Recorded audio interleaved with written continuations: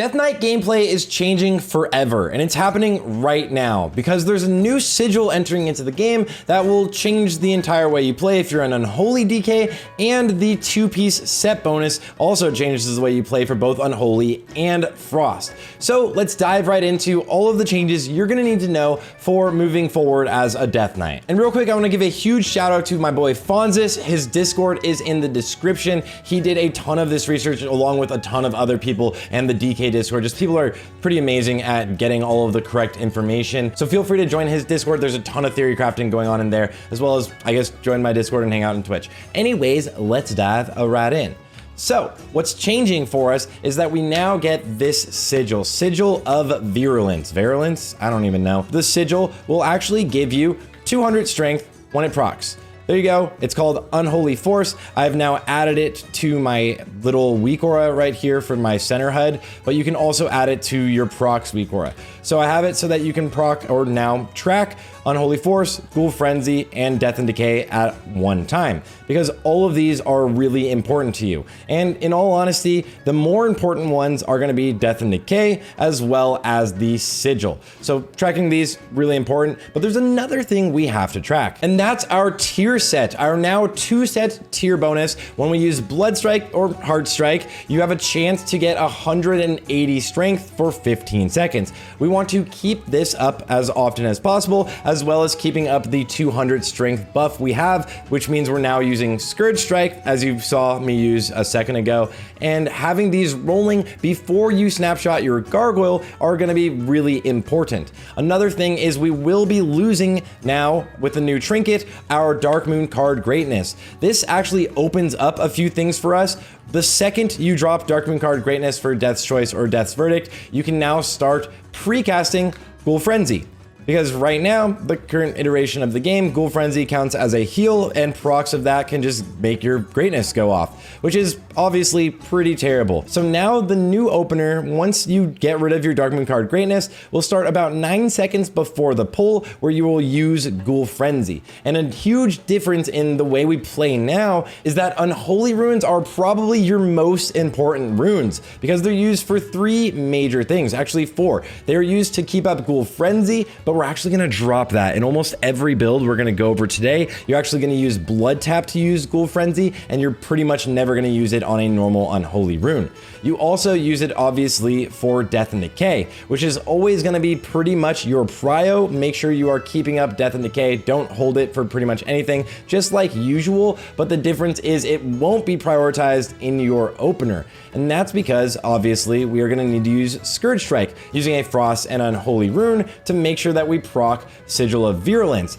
And in your opener, if you don't proc the 2-set bonus, which is when you're using your Blood Strike, if you don't proc that 2-set bonus for another 180 strength, you might have to use your Blood Tap to set another Blood Strike out to try to get that to proc before you summon your gargoyle. So let's dive right into the new specs and how everything changes. First of all, let me just answer the question, Frost Blood or Frost Unholy. Frost Unholy is basically a spec that you can utilize if there's solely single target damage. If you're not shifting off of a target to something new, then you can focus on Frost Unholy. But a lot of the times we are still gonna be running Frost Blood. I know this is kind of disappointing for a lot of people wanting to go Frost Unholy, but a lot of times you're still running Frost Blood. It's stronger on cleave situations, and it's also stronger when you have to change targets. And the way that Frost actually changes now is mostly that you are no longer utilizing things like a desync rotation. Now with the 2-set bonus, you are no longer using desync at all. Actually, you want to make sure you're doing a normal Frost rotation. So if you were already doing desync, I actually never ended up making the video about it, then you can swap back. And if you weren't doing it and don't know what it is, then you don't really have to worry. So there's 3 variations of the spec we're gonna be running now. You can notice, obviously, we have to grab Scourgestrike, and we also are dropping our Death Coil glyph. That is because Icy Touch glyph gets a lot more value now that we're no longer spamming Death Coil as much as we can with the sigil. And you're literally gonna get the sigil already, so just get ready to swap to this spec. Now there are 2 two variations of the normal Morb spec, and this first one I'm gonna show you I think is better. I think it's the best one, and this is what I will most likely be running. I think we can optimize the rotation better as well, is drop 1 point from Dirge and put it into Epidemic. So just to be able to do it, I'll go boom, boom, boom. 1 point away from Dirge, which just is on your runic power generation, and Epidemic makes your actual diseases last longer. This makes it a lot easier to maintain all of your diseases. It's very friendly in TOGC because there is a ton of cleave, and it also makes it easier to maintain your Scourgestrike rotation. So I believe this is probably the way to go.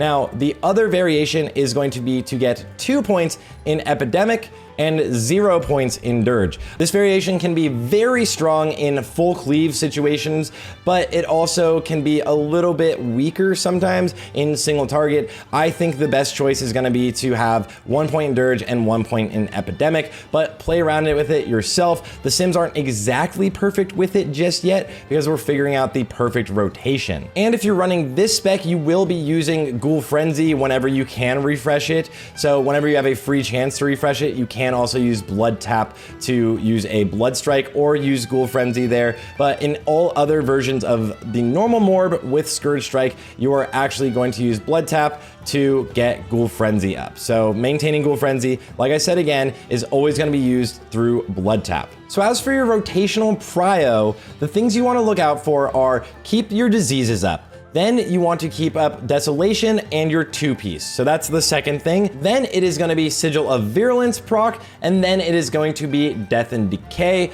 followed by Ghoul Frenzy. So that is your order of operations, what's most important to you. And to do so, your new opener looks something like this. All right, so I'm gonna break down the new opener for you guys, and this is as simple as I can say it, so listen closely. Before you start the fight, you'll of course wanna be an Unholy Presence, and you do wanna have Bone Shield up. It's just extra damage for free. Then you're gonna wanna use Ghoul Frenzy 9 seconds before the pull if you don't have Dark Moon card Greatness. If you do still have Greatness and don't have time to do any trinket swaps, don't worry, we can get Ghoul Frenzy up during the opener. Now, the actual opener itself starts with getting your diseases up, using Blood Strike, then using Scourge Strike, using Blood Strike again, or if it's an AoE situation, that's when you will Pestilence. If you don't have Ghoul Frenzy up yet, you will Blood Tap Ghoul Frenzy, then you will summon your Gargoyle. Hopefully you have all of your procs rolling, and if you didn't get your procs rolling and need to do potentially a third Blood Strike because you got unlucky with your tier 2 set, then you can use Blood Tap into a third Blood Strike for that extra strength. Gargoyle into an empowered rune weapon to get all your runes back. Use Death and Decay, your haste procs, and then snapshot your Army of the Dead. After that, you're in your normal rotation again. First things you're probably going to be looking for out of that are going to be Death and Decay and refreshing your diseases, and you'll have a short, very limited drop of Scourgestrike right there, but just be aware, it's fine. You're gonna get Virulence up in like a second or two anyways. Now, if you were able to early Ghoul Frenzy, then you are going to be using your Blood Tap on a Ghoul Frenzy as soon as that's about to run out. Obviously, just use it right after you use one of your blood runes in your normal sustain rotation. Now, I'm gonna talk it through while you're watching me do it right here. Icy Touch, Plague Strike, Blood Strike, into a Scourge Strike and a second Blood Strike if you didn't get your proc of your tier set. Then if you don't have Ghoul Frenzy, I will Blood Tap Ghoul Frenzy, have that rolling, use Gargoyle if everything has procced, empowered rune weapon, Death and Decay on the ground, and then snapshot with haste all of your Army of the Dead. So now you have everything rolling. You are doing huge damage. You're gonna have a ridiculous opener, but again, it's kind of weird. You'll get used to not dropping Death and Decay as early as humanly possible. This is no longer your priority. It's get everything rolling for your snapshots and then keep your buffs sustained throughout the fight. So your rotation after the opener is almost always gonna be single runes, go through all of them, Scourge Strike, keep up Scourge Strike, then you're gonna use single runes again, and then Death and Decay, and rotate that back. So single runes again. Now just assume that we had Death and Decay down already, and then you will obviously be filling with Death Coil, Death Coil, Death Coil. Now your new rotation will have some downtime with Death and Decay, but you want to use it as often as you can. Pretty much as soon as they are gonna come back up, your runes will be there. Use Death and Decay, prioritize Death and Decay. I can't really stress that enough. It's an amazing ability, and you literally are using a glyph for it. Now, if you like the evil green face, case Unholy only specs, then there are 2 variations of the normal version of this that you might like to use. So if you're staying in Unholy presence the entire time and you're playing that spec, this is going to be your new Scourgestrike build, where you have actual points down here in Outbreak, although there is a rotational change that you could do, which would be to take these points away from Outbreak, and this one here in Black Ice, and go into Epidemic, and actually you're going back into Black Ice. So the secondary change, or the second version of this, would be to use 2 points in Epidemic and 1 more point into Black Ice. Now the second version with Epidemic seems to be the way to go, at least from everything we can tell so far, that this will be the way you're probably actually going to be playing it, instead of using Outbreak, using Epidemic and the Black Ice. This is also really nice for Cleave. And lastly, there's a spec that's being called Evilless. This is basically a almost improved Unholy spec, but you're not using Imp Unholy. So you still don't have Crypt Fever or Ebon Plaguebringer, but you have 1 point in Dirge, you have Outbreak and Epidemic, you have all 5 points in Black Ice, and you still have Endless Winter. So you're gonna stay in Blood Presence for a lot of this time, or use your normal rotation, basically the same rotation as you have in normal Morb and Scourgestrike Morb especially. And this spec right now looks like it might even be the meta spec. It might be very strong in cleave situations, and it might lose slightly in single target to Evil Greenface. And that's your full updated guide for Unholy DKs, and just DKs in general, because we talked about Frost, but their changes are very small. Sorry for how long this took to explain everything, and I haven't been making that much YouTube content on World of Warcraft lately, so I apologize about that. But thank you guys all for all of the support. If you like this video, or if I missed something, let me know in the comments, and I will see you guys all on the next one, or out there on stream.